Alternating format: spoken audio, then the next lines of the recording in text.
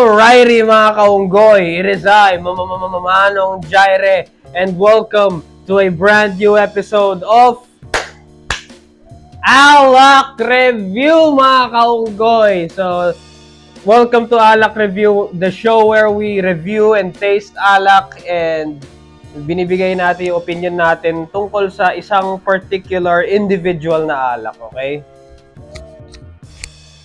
And for today's edition of Alak Review, titikman natin at ire-review natin itong Hard Mountain Dew Original for 18 plus, contains alcohol.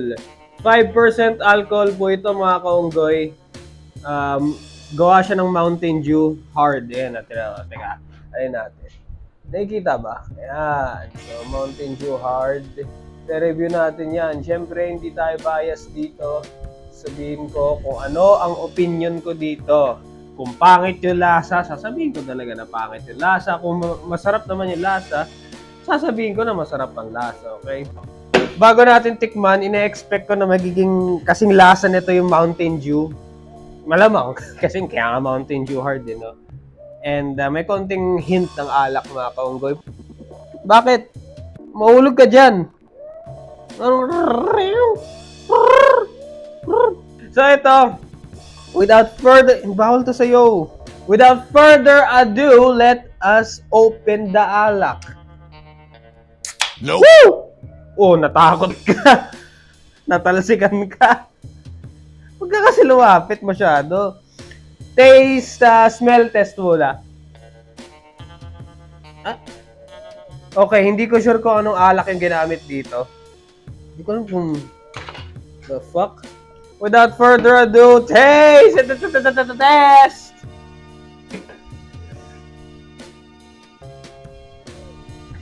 Wow. Hindi lasaya.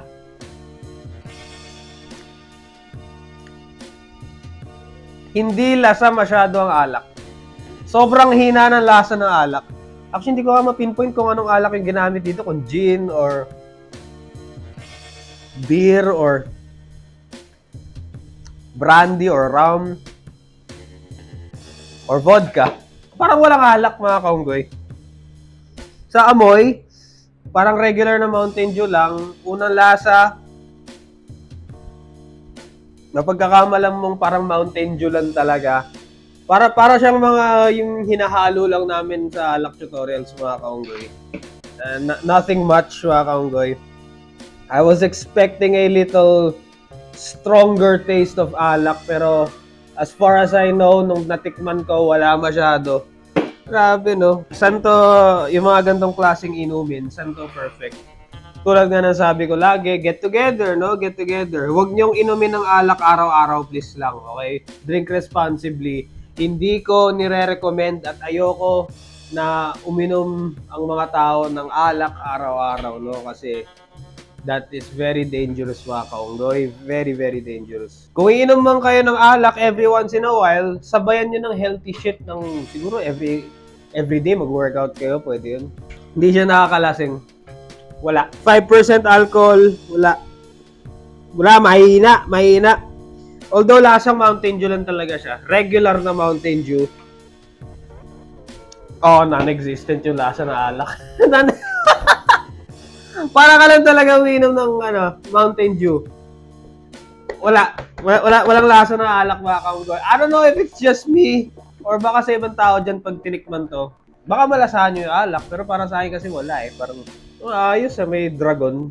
May dragon Parang yun sa Ginebra Gin. Di ba sa Ginebra Gin meron siyang anghel? Ito wala, dragon ang nakalagay dito. Ibig sabihin.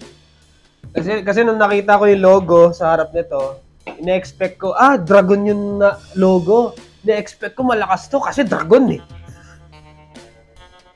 Ayun lang, nakaka-acid. Tama na nga muna.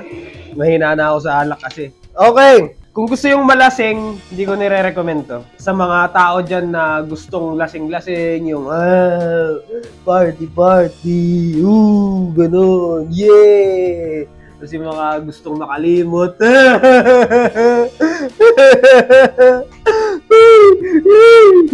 Break kami. Hindi ko nire-recommend sa mga ganun. Sa mga gustong malasing na I do not recommend this. Recommended ko ito sa mga chill-chill lang. Yung mga ano lang talaga. Yung para masabi nyo lang. Yung, alam mo yung mga kabataan na pa-cool. Oh, umiinom ako ng alak. Cool ako. Yo, pwede to sa inyo. Yun lang. Yun na yung final verdict ko. Ikaw ba? Ano opinion mo dito? Ikaw ba? Halika dito. Come here. What is thy opinion? Ano opinion mo dito? Dito ka muna. Hindi, wag. And that's the bottom line because Manong Jare said so.